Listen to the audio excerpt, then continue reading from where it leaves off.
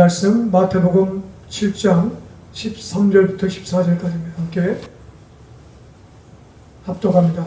시작.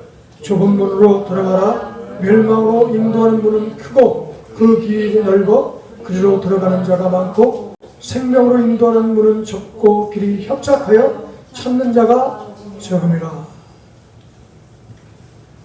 예수님은 복음을 전하고 가르치시는데 비유와 상징을 자주 사용하셨습니다. 비유와 상징을 사용하시는 이유는 비유와 상징은 상상력을 활성화시키는 특징이 있습니다. 또 다양한 사고와 관점을 가질 수 있는 동기를 부여합니다. 또 사고의 지평, 그 사고의 외연의 확장을 가져다 주는 기회가 되기도 합니다.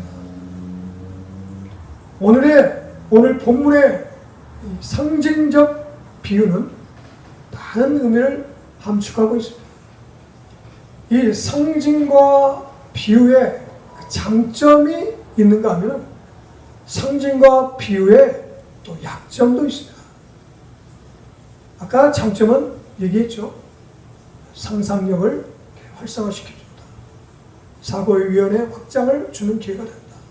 그런데 이 비유와 상징의 하나의 또 약점은 뭐냐면 그 비유와 상징이 담고 있는 그 의미가 너무 크기 때문에 상징과 비유에 아무 것이나 이렇게 대입시키려 하는 그 유혹에 노출되어질 수 있어요. 오늘 찬송가 521장을 우리가 찬송을 불렀잖아요. 우리 521장 한번 볼까요? 찬송가 521장. 구원으로 인도하는 문은 참 좁으며 생명으로 인도하는 그 길은 참 험하다. 이 말씀, 이 찬송의 가사를 딱 들어보면은 우리가 오늘 읽은 본문을 이렇게 연상시켜주는 이 가사라 할 수 있어요. 대입시킬 수 있다는 거죠. 그런데 이 찬송가 가사가 오늘 본문에 말씀하고자 하는 그 비유와 상징을 주시는 목적과 꼭 부합하느냐? 그렇지 않을 수가 있다는 거예요.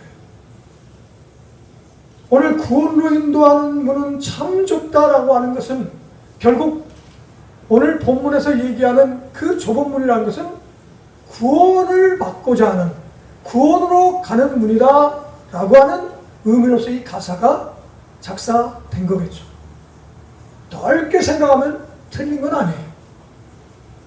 근데 이 본문에서 지금 주님께서 말씀하시고자 하는 그 비유를 들어서 말씀하시는 그 목적과는 조금 다른 각도로 이렇게 느낄 수 있도록 하는 가사예요.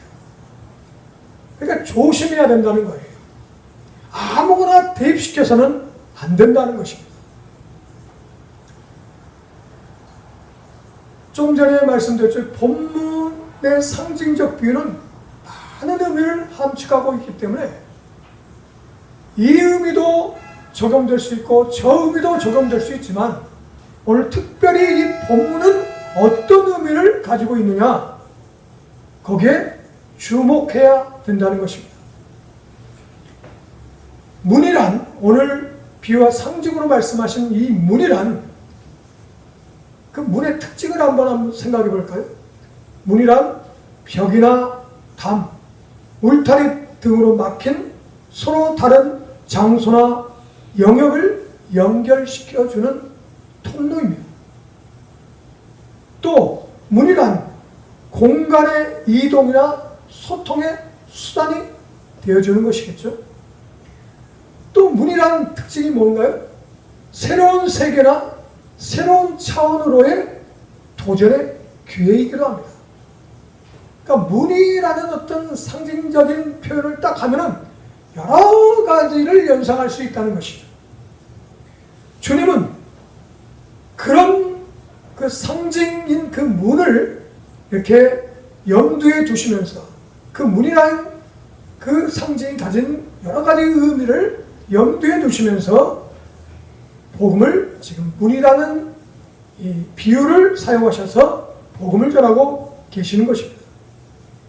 다시 한번 본문을 읽습니다. 좁은 문으로 들어가라. 멸망으로 인도하는 문은 크고 그 길이 넓어 그리로 들어가는 자가 많고 생명으로 인도하는 문은 좁고 협착하여 찾는 자가 적음이라.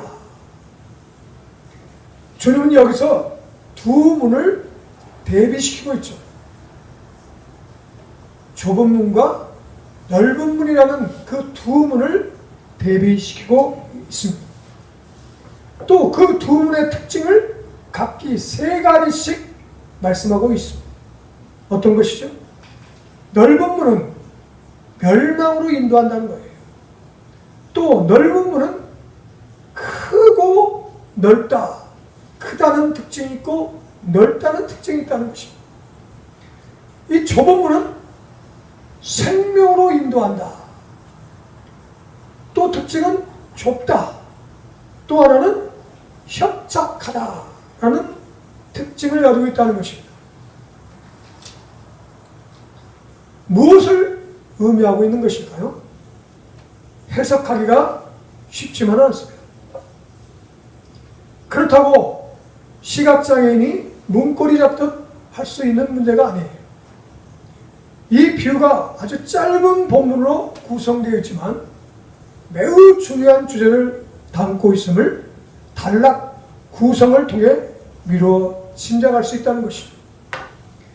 이 좁은 문, 넓은 문의 의미를 제대로 파악하려면 본문의 배경을 반드시 살펴봐야 합니다.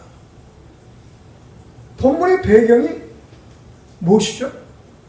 지금 산상수훈의 내용 가운데 한 부분인데, 그렇다면 지금 이 본문의 배경은 뭐예요?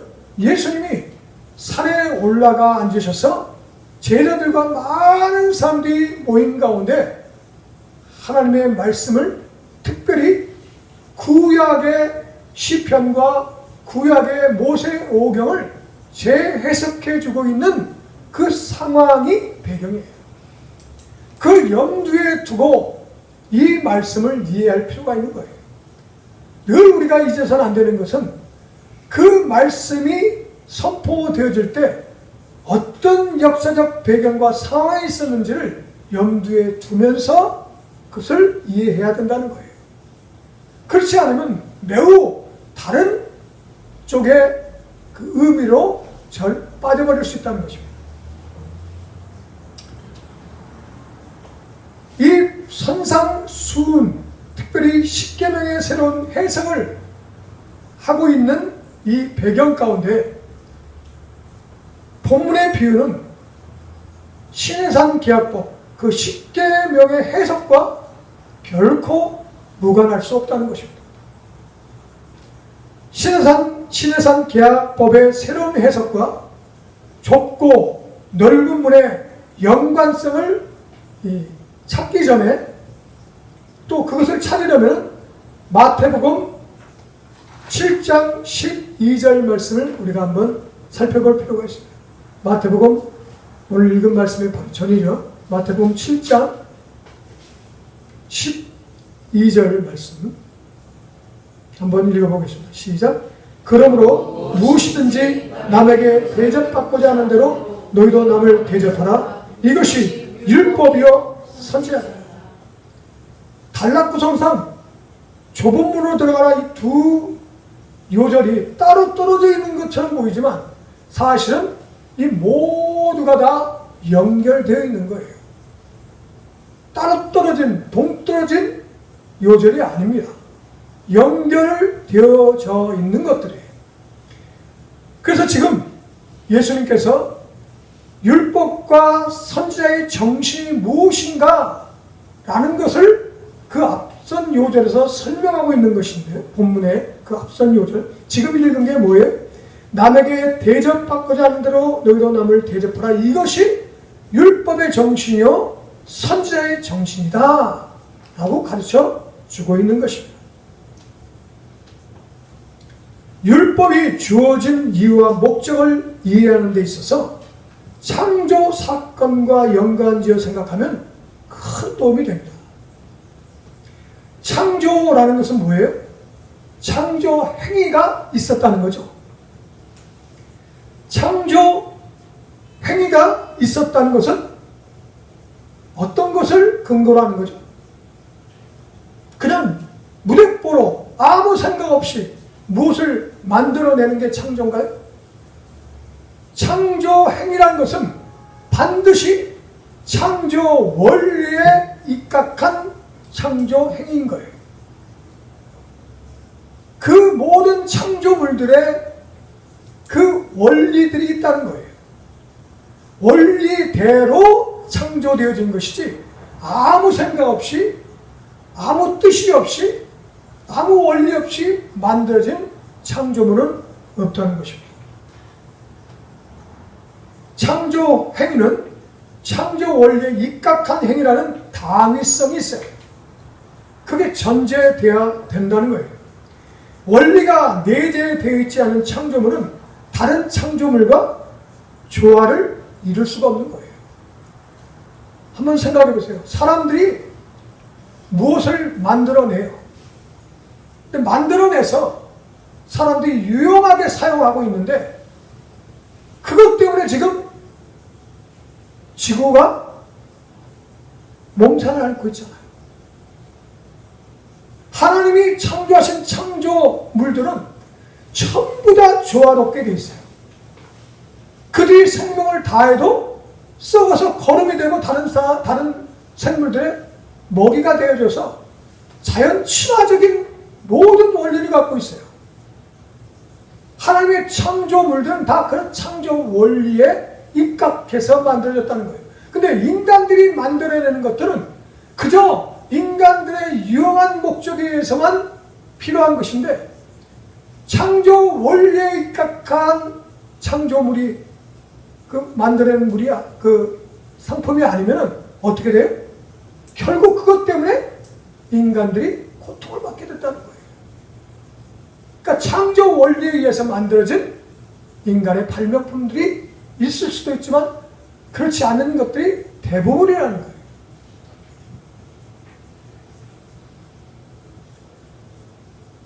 원리가 내재되어 있지 않은 창조물은 다른 창조물과 조화를 이루지 못해서 오히려 질서를 파괴하는 대상이 되고 만다는 것을 잊어서는 안 되는 것입니다. 창조 원리에 따라 창조된 피조물들은 조화롭게 창조 환경을 유지하게 돼서 모든 생물들, 특히 사람들이 생육하고 번성하고 충만하도록 생태계를 제공하게 된다는 것입니다. 율법이라는 것은 바로 이런 창조 원리를 사고와 인식을 통해서 깨닫고 배워가게 하는 원리 설명서를 할 수 있어요. 이것을 잘 이해해야 돼요. 이 율법이라는 것은 단순히 인간의 윤리 행동 강령 정도가 아니라 율법이라는 것, 하나님의 말씀이라는 것은 하나님의 창조 행위를 통해서 만들어진 창조된 모든 이 창조물들과 조화롭게 살아가도록 하는 그 원리를 배우게 하는 원리 사용 설명서를 할 수 있다는 거예요. 이해가 갑니까? 예를 들면 물건을 구입하면 그 물건의 사용 설명서가 있는 것처럼 창조 세계에도 창조 원리를 알게 하는 사용 설명서가 있어야 한다는 거예요. 율법이 바로 창조 질서의 원리를 설명해주는 원리 설명서를 할 수 있어요. 하지만 인간들은 창조 질서대로 살아가는 것을 거부해왔고 또 거부하고 있고 또 앞으로도 거부할 것이에요. 인간들의 속성이에요. 오늘 본문은 상징적 비유를 통해서 이런 상태를 드러내주고 있다는 것입니다. 범죄로 타락해서 부패된 인간의 본성 중 가장 강력한 본성 하나가 뭐냐? 편리함을 추구하는 거예요. 얼핏 들어보면 아니 편리함을 추구하는 것이 뭐가 부패된 속성일까? 이렇게 생각할 수 있지만 잘 생각해 보세요. 인류 문명 발달에서 한 축이 되는 게 뭐냐면 아이러니하게도 편리함의 욕구에 있었다는 것을 우리가 부인할 수가 없어요. 왜 인류 문명이 발달했을까요? 원인이 여러 가지 있겠죠. 하지만 그게 대표적인 이유 하나가 뭐냐? 편리함을 추구하는 거예요. 인류는 끝없이 편안함과 편리함을 추구해왔고 또 추구할 것입니다. 편리함은 편안함과 붙어다녀요. 쌍둥이처럼 붙어다녀요. 편리함과 편안함은 즐거움을 목적에 둡니다. 왜 편리함과 편안함을 추구하느냐? 뭐 때문에? 즐거움을 얻으려고 하는 거예요. 다른 말로 안락함이에요. 안락이라는 건 편안한 자에다가 즐거울 낙자잖아요. 그러니까 편안하고 즐거우려고 편리해지려고 하는 거예요.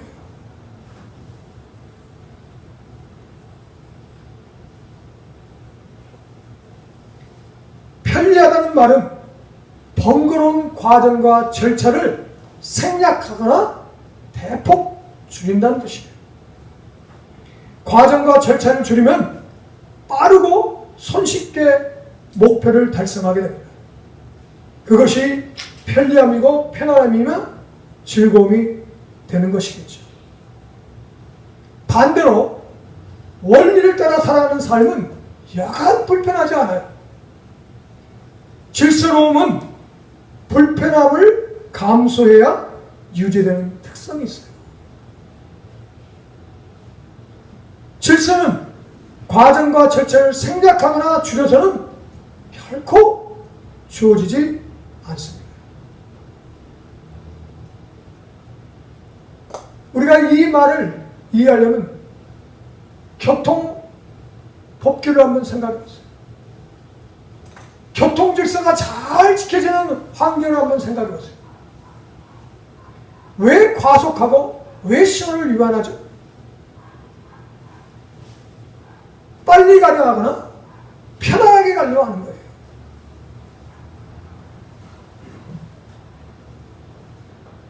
교통 질서를 지킨다는 것은 불편을 감수하는 거예요. 뻥 뚫려 있는데 제한 속도가 50km예요. 50km를 맞춰서 제한 속도에 맞춰서 차를 운전해 간다는 것은 불편해요.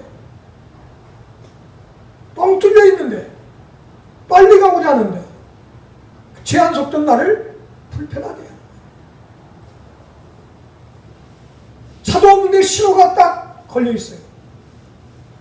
신호를 무시하고 가버리면 편리하죠. 빠른 시간에 목적지에 도착할 수 있어요.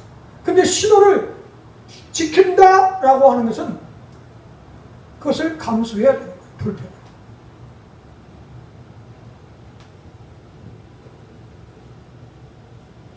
질서로움의 결과는 편리함이나 편안함이 아닌 조화로움과 평안함이에요. 잘 생각하셔야 돼요. 질서로움의 결과는 결코 편리함이 아니라 조화로움과 평안함이에요. 편안함이 아니고 평안함이에요. 편안하다는 것은 외적인 것을 얘기하지만 평안은 내적인 것을 얘기하는 거예요. 내적 안정감을 얘기하는 거예요.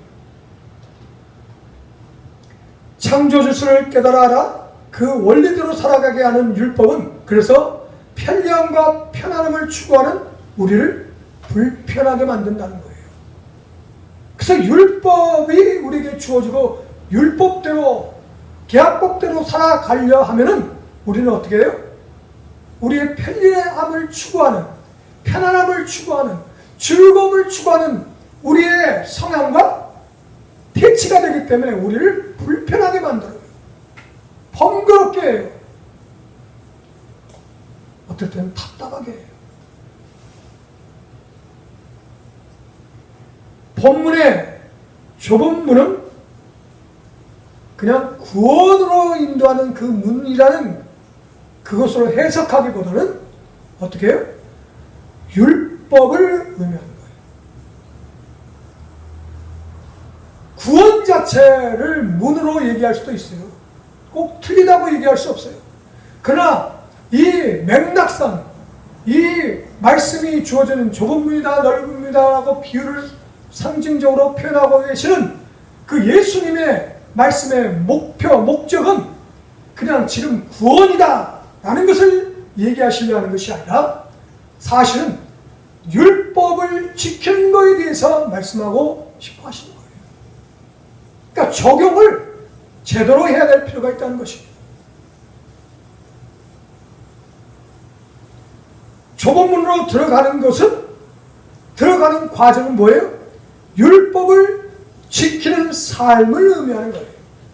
좁은 문 자체는 바로 계약법을 얘기하는 것이고, 좁은 문으로 들어가는 과정은 계약법을 지키는 과정이라고 해석해야 온당한 해석이 될 수 있다는 것입니다. 이 좁은 문으로 들어가야 할 이유와 목적을 아까 읽은 마태복음 7장 12절은 이렇게 설명하고 있는 거예요. 그러므로 무엇이든지 남에게 대접받고자 하는 대로 너희도 남을 대접하라. 이것이 율법이요 선지자이다. 이 말의 뜻이 뭐예요? 그 율법이라는 것, 새 계약법의 그 온전한 목적, 그 정신이 뭐냐? 섬기는 거라는 거예요. 이 창조 행위에 있어 아까 얘기했죠. 하나님이 창조하셨다는 창조 행위는 결국 그 원리를 담고 있는데, 그 창조된 그 원리 중에 가장 근본된 그 핵심 원리가 뭐냐? 섬기는 거예요. 서로 섬김으로 인해서 조화를 이루고 상생되어지는 원리를 담고 있다는 거예요. 창조세계를 한번 가만히 생각해 보세요.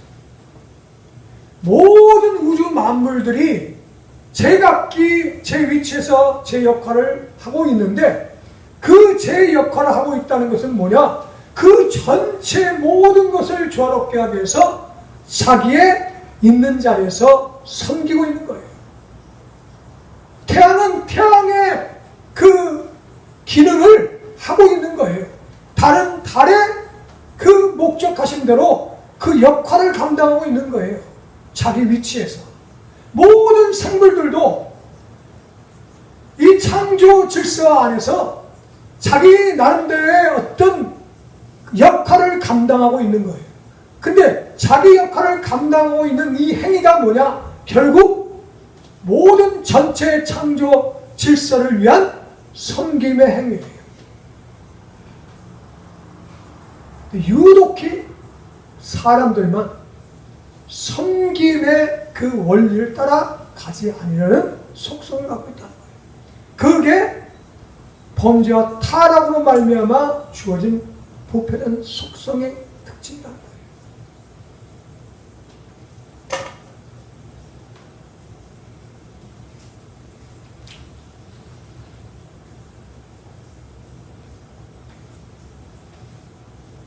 창조 질서와 원리의 사용 설명서인 율법에서 말하는 핵심 주제와 정신이 뭐냐?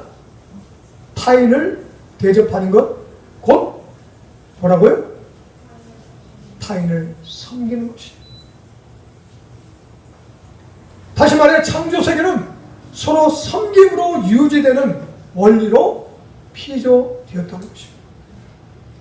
창조 질서 안에서 모두가 조화롭고 평안해지려면 타인을 섬기는 원리에 순응해 살아가야 한다는 것입니다. 그런데 타락한 인간의 본성은 이렇게 섬기는 삶을 살아가려 하는 것이 아니라 뭐라고요? 섬김을 받으려 하는 거예요. 이것이 바로 이 온 우주 만물, 특별히 이 지구를 병들게 하는 원인이라는 거예요. 인간의 그 욕심이라는 것, 그 안을 들여다보면 중심에 뭐가 있느냐? 섬겨서 창조 질서대로 사는 게 아니라 섬김을 받으려 하는 거예요.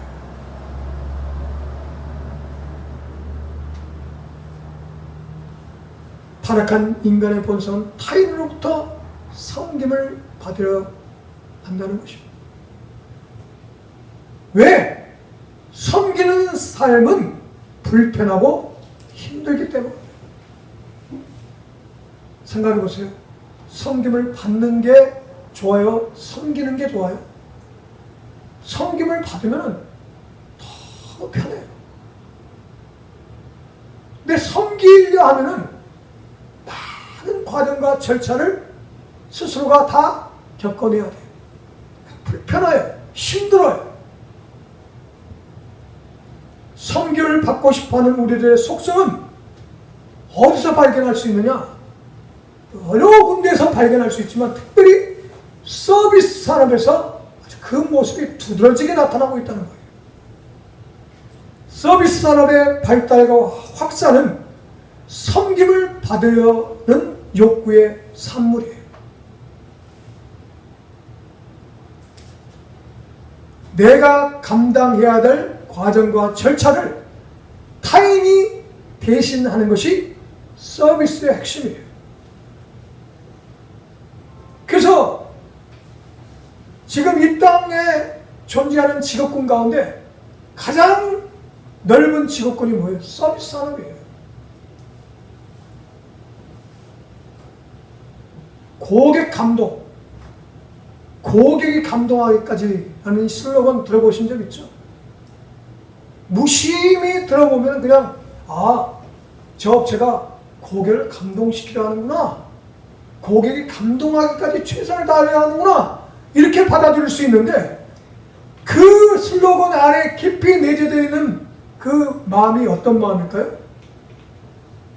이 말은 내가 감동할 때까지 나를 섬겨, 이 말이 숨겨져 있는 거예요. 기업 쪽에서가 아니라 서비스를 받고자 하는 사람들의 마음, 그 사람의 입장에서 보면 내가 감동할 때까지 너희들은 나를 섬겨야 돼, 이 뜻입니다.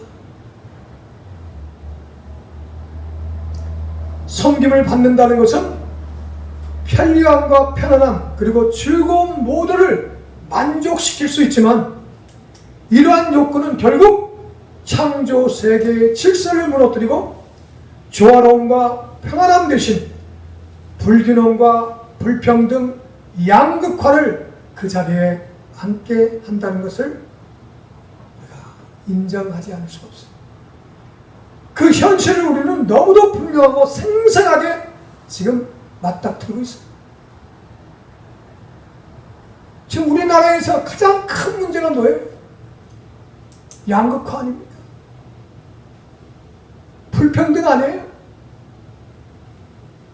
그 원인이 뭡니까? 섬기려 하는 것이 아니라 섬김을 받으려 하는 거예요.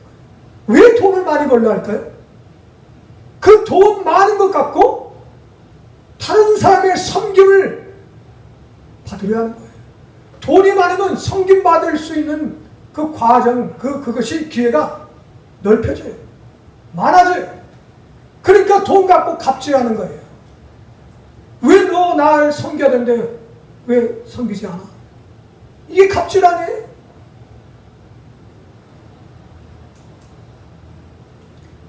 타인을 섬기는 삶은 율법의 정신이에요. 율법은 지금 그것을 가르치는 거예요. 창조 질서대로 살아야 된다는 거예요. 너희들이 지금 창조 질서대로 하나님이 만드신 하나님의 법대로 살지 않기 때문에 지금 이러한 부패된 사회, 죄악이 만연해 있는 이 현실을 너희들이 마주하고 있는 거 아니냐? 그러니 창조 질서대로 살기 위해서는 그 창조 질서의 원리를 깨닫게 하고 그 길을 갈 수 있도록 가르치는 율법을 배워라. 하나님의 말씀을 배우고 익히지 않으면 창조 질서대로 살아갈 수 있는 인식이 또 깨달음이 또 그것을 향해서 갈 수 있는 힘을 공급받을 수 없다는 거예요.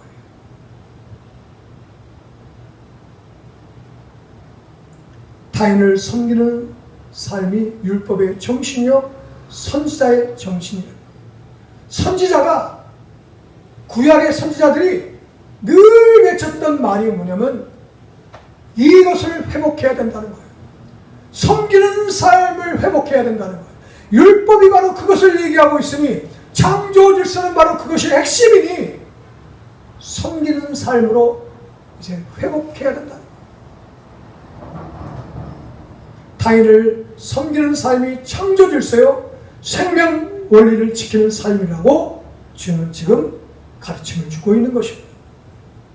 그러나 타인을 섬기는 삶은 아까도 얘기했지만 불편하고 힘이 들어 마치 좁고 협착한 문을 통과하는 것 같다는 거예요. 그래서 찾는 사람, 그 문을 이용하려는 사람이 적다는 것입니다. 편리함과 편안함을 위하여 섬김을 받으려 하는 삶은 매우 합리적이고 지혜롭게 보일 수 있어요. 사람들은 그런 성향을 갖고 있으니까 그것이 마땅하다고 생각해요. 그래서 성공하려 해요. 그래서 출세하려 해요. 그래서 성공한 사람, 출세한 사람들 부러워해요. 성공한 사람들의 삶을 이렇게 보여주는 그 모습들을 보면서 나도 빨리 저렇게 성공하고 싶다. 성공한 사람들이 펜트하우스를 다 보여줘요. 100평이 넘는 아주 잘 인테리어가 갖춰져 있는 그곳에서 안락한 생활, 편리를 도모하는 많은 기구들이 설치되어 있는 그 모습들을 보여주면서 사람들은 이것이 인간들의 가장 추구해야 될 가치인 것처럼 포장해서 그렇게 매스컴들은 그것을 사람들에게 보여주고 있어요. 매우 합리적인 것 같아요. 그렇게 사는 삶이 매우 탁월한 삶이라 이렇게 생각할 수 있도록 그렇게 포장해서 전달하는 거예요.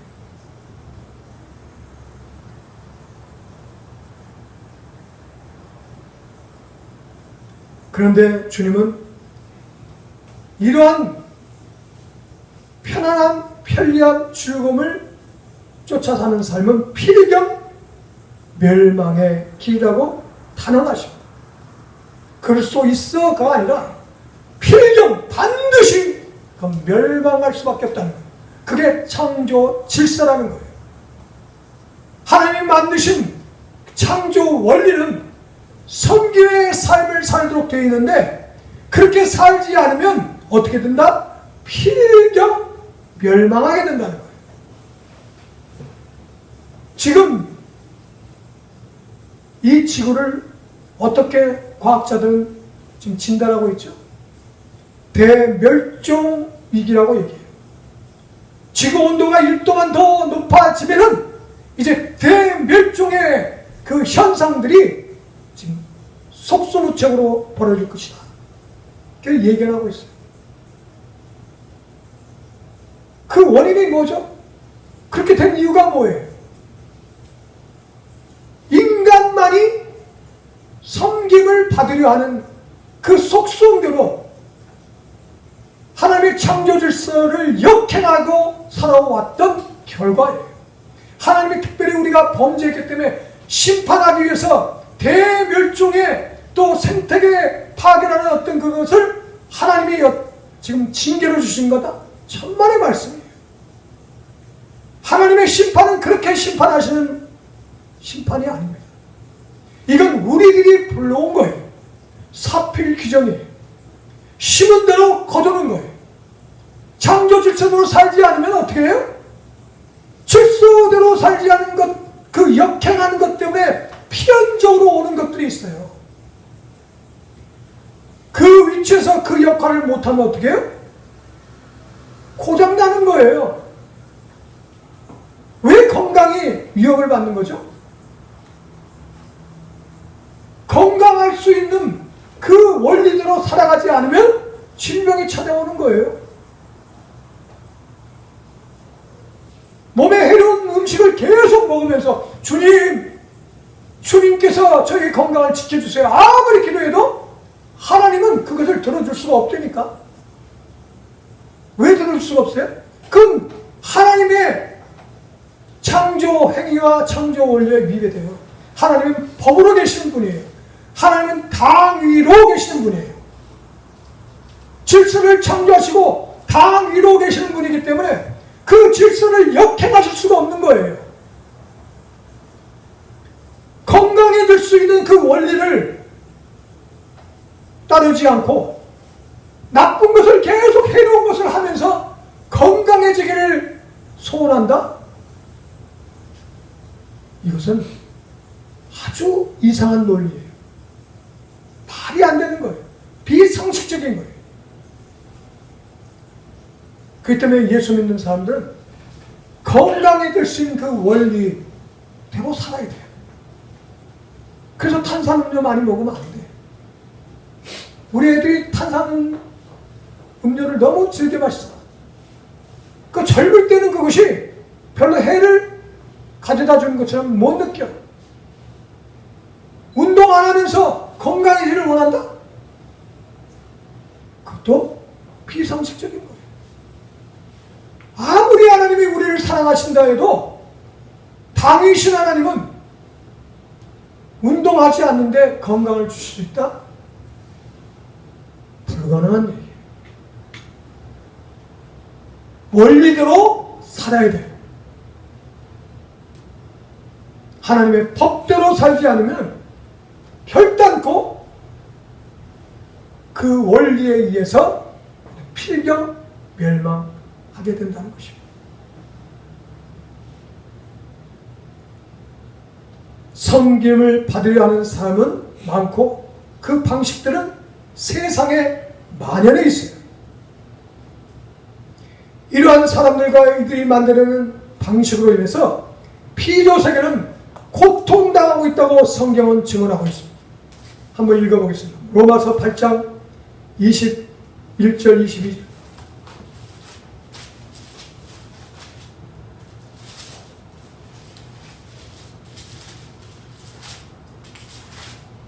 로마서 8장 21절 22절 시작. 그 바라는 것은 피조물도 썩어짐의 종로를 탄 데서 해방되어 하나님의 차별이 영광의 자유에 이르는 것이니라. 피조물이 다 이제까지 함께 탄식하며 함께 고통을 겪고 있는 것을 우리가 아느니라. 피조물도 고통을 당하고 있는 거예요. 누구 때문에 고통을 당하고 있는 거예요? 사람 때문에, 인간 때문에 고통을 당하고 있는 거예요. 지금 생태계가 전부 다 지금 앓고 있는 것, 병들어 있는 것, 이것이 결국 뭐냐? 인간들의 섬김의 원리를 역행하고 살아온 결과예요. 그래서 하나님의 아들이 나타나는 것을 고대한다는 것은 뭐예요? 하나님의 아들이 그냥 짱 하고 나타나는 하나님의 아들이 아니라 하나님의 법대로 하나님의 원리대로 살아가는 그 사람들의 나타남을 고대하고 있다는 거예요. 그래야 회복이 될 거 아니에요.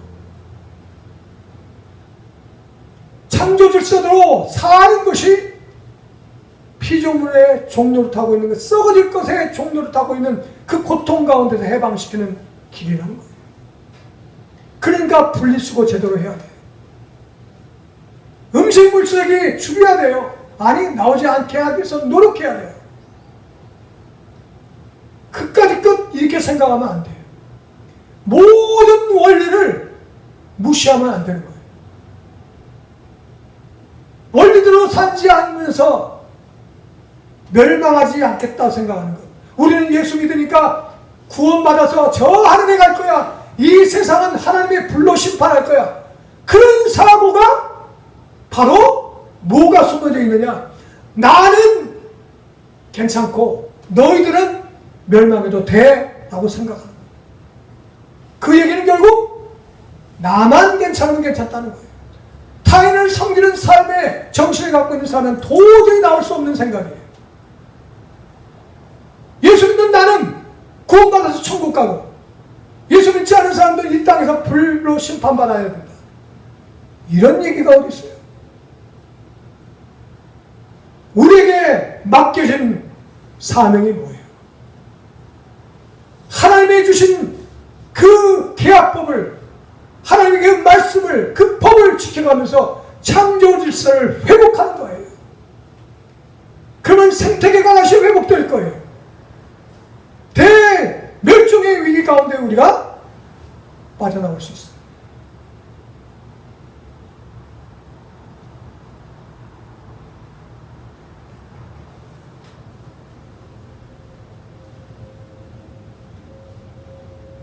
주님은 창조세계의 질서로움을 회복하고 조화로움과 평안함으로 충만하기 위해서 오직 섬기는 원리를 따라 살라 말씀하십니다. 그것이 아니면은 불가능하다는 거예요. 핵심 구조가, 창조의 그 원리의 핵심이 뭐냐? 서로 섬기도록 창조되었다는 거예요. 그래서 예수님이, 하나님이신 예수님이 이 땅에 오셔서 뭐라고 얘기했어요? 나는 섬김을 받으러 온 것이 아니라 섬기러 왔노라 라고 말씀하시는 거예요. 왜 하나님이 이 땅에 오셔서 섬겨야 되냐? 그게 하나님의 창조 질서이기 때문에 그래요. 그 원리가 그렇기 때문에 그래요.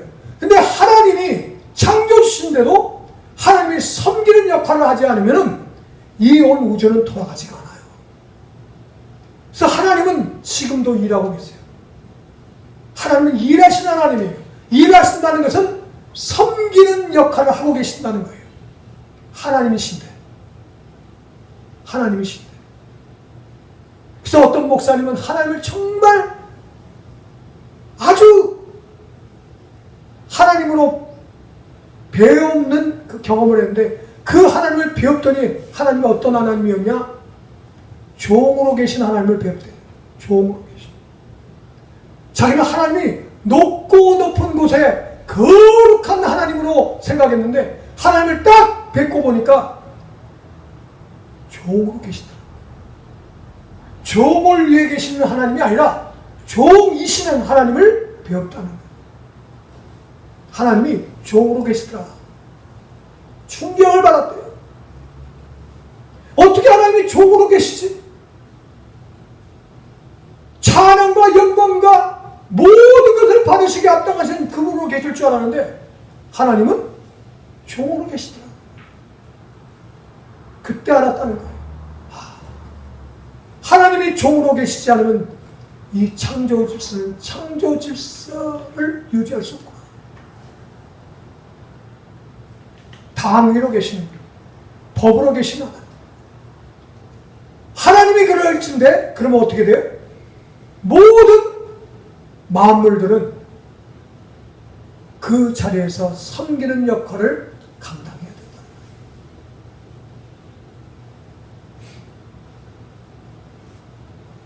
불편하고 힘이 들지만 좁은 문, 곧 기약법을 실천하여 살라 하시는 거예요. 좁은 문으로 들어가라 하시는 주님의 뜻은 좁은 문으로 들어가는 과정과 절차를 통해서 무엇을 깨닫게 되느냐? 넓은 문으로 들어가는 사람들의 마음을 비로소 알게 된다는 거예요. 여기에 주목을 해야 돼요.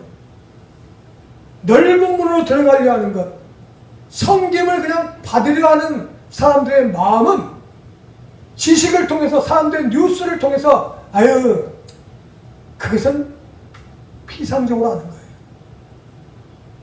그건 공감되어지는 게 아니라 정보를 갖고 있는 거예요. 정보. 아, 저 사람들은 저런 죄를 짓고 있고 저런 방식으로 살고 있구나 라는 정보를 입력하는 것이지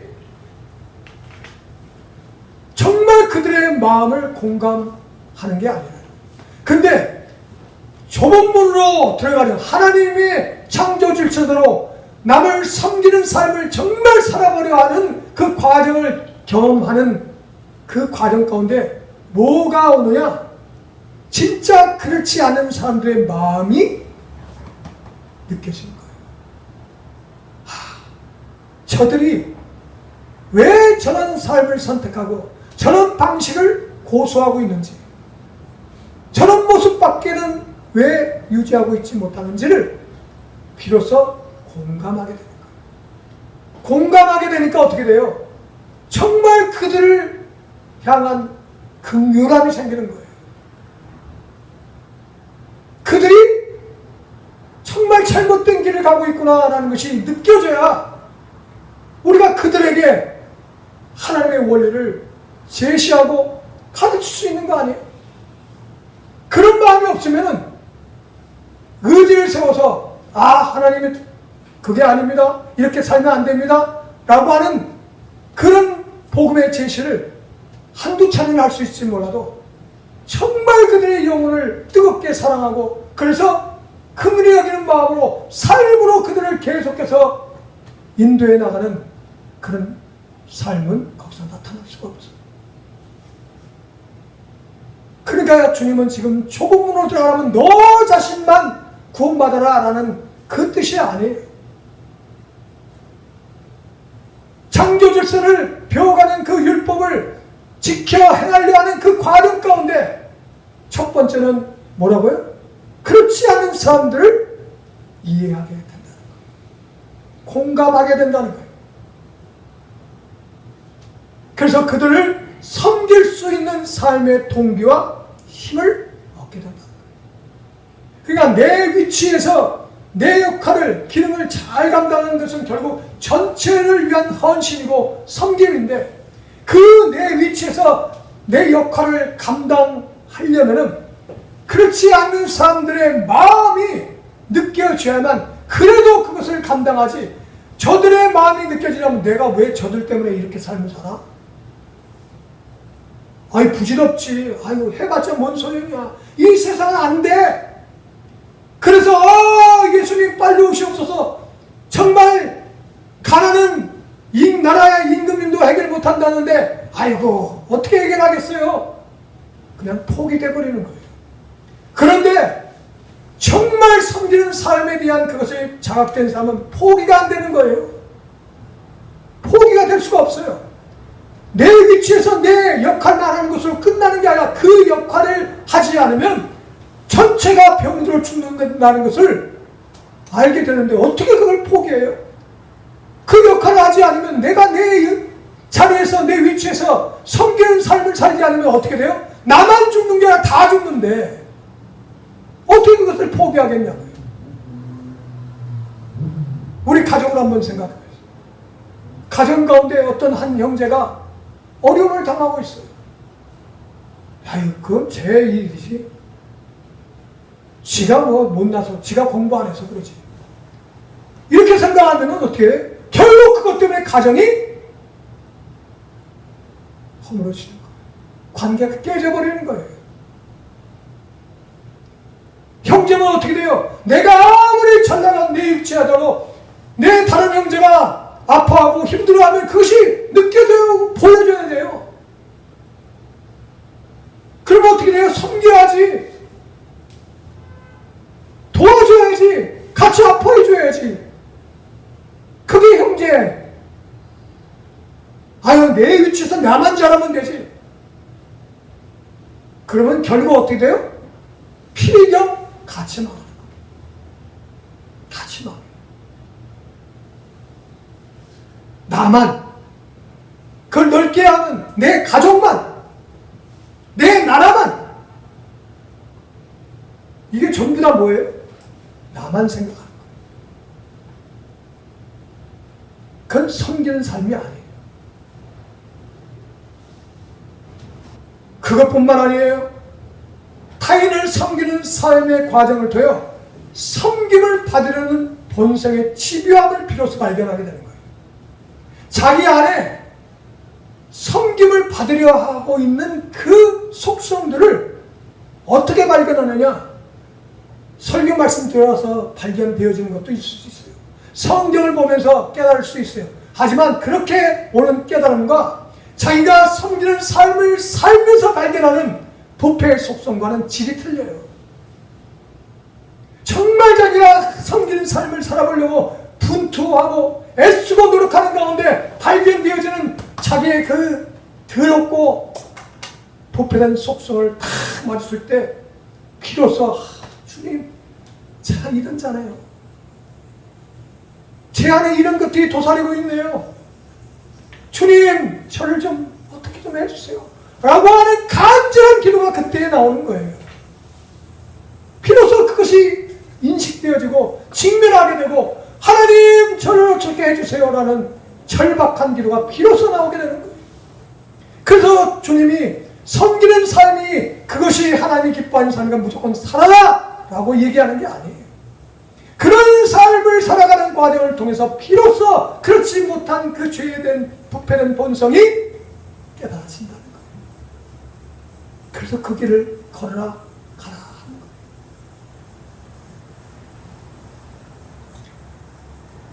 타인을 섬기는 과정을 통하여 또 다른 것을 느끼는 게 뭐냐면 섬김의 원리가 무너진 이 땅의 무질서를 비로소 체감하게 됩니다. 제가 요새 원리이신 하나님을 경험하고 원리이신 하나님에 대해서 깨달아가는 과정을 통해서 뭐가 느껴지냐면 야, 이 세상 자체가 전부 다 그 원리가 상실되어 있구나. 그런 방식들이 만연해 있다는 것이 너무도 아주 실감나게 느껴지는 거예요. 방송을 들어보면 많은 목사님들의 설교가 들리는데 들어보면 그럴듯해. 그런데 그것은 원리에 입각한 것이 아니라 전부 다 상황 논리예요. 상황 논리. 그 당시에 그 자체를 설명하기 위해서 성경을 끌어다가 그것을 설명하는 상황 논리일 뿐이에요. 그건 원리를 얘기하는 게 아니에요. 하나님의 말씀은 상황 논리로 전락될 수가 없어요. 원리라는 게 뭐예요? 보편성과 당위성이 있어야 돼요. 언제 어디서나 누구에게나 다 해당돼야 돼요. 마땅히 되어져야 되는 거예요. 상황 논리는 자기의 편리하기 위해서 자기의 어떤 이익을 위해서 그걸 맞춰내는 거예요. 적용시키는 거예요. 어떻게 하나님의 말씀이 상황 논리가 될 수 있어요? 근데 섬기는 삶 그 원리를 지켜보려고 애쓰고 노력하다 보면 뭐가 보이냐? 원리신 하나님이 보여요. 원리신 하나님이 보이면은 그 원리대로 모든 것들이 분별이 되어야 돼요. 분별이 되어진다는 것은 그렇지 못한 모든 방식과 그 무질서가 비로소 느껴지는 거예요. 이런 것들은 하나님의 원리로 되어지는 게 아니구나. 마치 하나님의 뜻인 것처럼 그들은 포장하고 얘기하지만 저건 하나님의 뜻이 아니구나 라는 것이 비로소 이해가 되어지는 거예요. 타인을 섬기는 과정을 통해서 섬기는 분으로 이 땅에 오신 하나님을 비로소 만나게 되고 천국에는 타인을 섬김으로 창조 질서를 회복하는 자리에 서게 된다. 하나님을 어떻게 만나느냐? 기도하다가 환상으로 어떤 영적인 체험으로 하나님을 만날 수도 있어요. 그걸 부인하는 게 아니에요. 근데 정말 하나님을 만난다는 것은 어디서 만나느냐? 섬기는 자리, 그 시간, 그 장소에서 만나는 거예요. 그 비견한 예가 가끔가다 언급하는 요 근처에 계시는 박보영 목사님. 그분은 피부과 의사로 잘 나가는 목사님이었어요. 저 분이었어요. 의사였어요. 그런데 하나님 만나고 난 다음에 의사직 그만두고 자기 재산 다 팔았더니 30억이 넘는데 그걸 전부 다 소외된 계층대에다 나눠줘버리고 휴대폰은 없이 노숙자가 살고 있는 그 장소에 들어가서 십몇 년 동안 불량자들, 불량 청소년들, 이 사람들을 섬기면서 때로는 그들한테 얻어 터지고 욕먹고 그러면서 그런 섬김의 삶을 살았는데, 하나님 음성을 제일 처음에 들었던 그게 13년이 지나고 난 다음에 13년 뒤에 하나님의 음성이 들리는데, 종아 내가 다 보았노라, 그 음성을 듣는데요. 그러면서 자기가 해왔던 것들을 그 필름처럼 쫙 보여주시는데, 그러면서 하나님이 말할 수 없는 것들을 얘기하시면서 네가 나를 지켜줬으니 내가 너를 이제 세우리라. 그 하나님을 만나버린 거예요. 그 다음에 그 목사님이 전 세계적으로 그 만난 하나님을 증거하시면서 다녔어요. 한 명도 없었던, 불량아들 말고는 성도가 한 명도 없었던 그 교회가 수천 명으로 부흥해요. 또 분립하고 또 나눠주고 또 수천 명이 돼버리고, 섬기는 삶을 통해서 하나님을 경험한다는 거예요. 정말 하나님을 경험하려면 창조 원리대로 사는 거예요. 그래서 저도 어떻게든지 섬기려는 삶을 살려고 말씀을 깨닫게 하신 그 말씀을 사람들한테 말씀을 섬기는 것으로, 섬김을 지금 나한테 해당되는 그 섬김을 살아야 되겠다 해서 그것을 계속 작성해서 사람들한테 보내주고 있어요. 그들이 어떻든 어떤 반응이든 지금 내 위치에서 그것이 섬기는 삶이에요. 또 내가 지금 알바하고 있는 그 자리에서 다른 사람들을 어떻게든지 섬기려고, 내가 제일 나이가 많은데도 심부름꾼처럼 무엇인가를 내가 먼저 더, 알코올 담기는 병도 내가 갖다 주고 갖다 놓고, 그들이 조금 덜 이래도 예전에는 땡땡이 치네 그렇게 생각하지 않고, 그래 저들이 일을 내가 더 대신하면 더 좋지, 이런 생각을 하다 보니까 내 마음이 달라지더라. 그들이 이제는 나를 대하는 태도가 달라져. 아저씨 하더니 이제 깍듯이 목사님이에요. 그 대접을 받았다는 얘기를 하는 게 아니에요. 그들이 나를 이제 다른 사람으로 인식하기 시작했다. 섬김을 삶으로 보여주니까 그들이 나의 권위에 굴복되더라.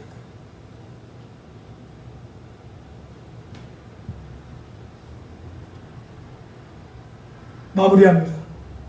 새 계약법인 조건문으로 들어가야 됩니다. 타인을 섬기는 삶은 불편하고 힘이 들지만 반드시 조화로움과 평화를 회복시킬 것입니다. 창조세계를 창조질서로 운영돼도 지금도 섬기는 이로 계시는 주님을 경험해 보지 않겠습니까? 그렇다면 섬기는 자리로 가십시오. 거기에 주님이 계십니다. 기도하겠습니다.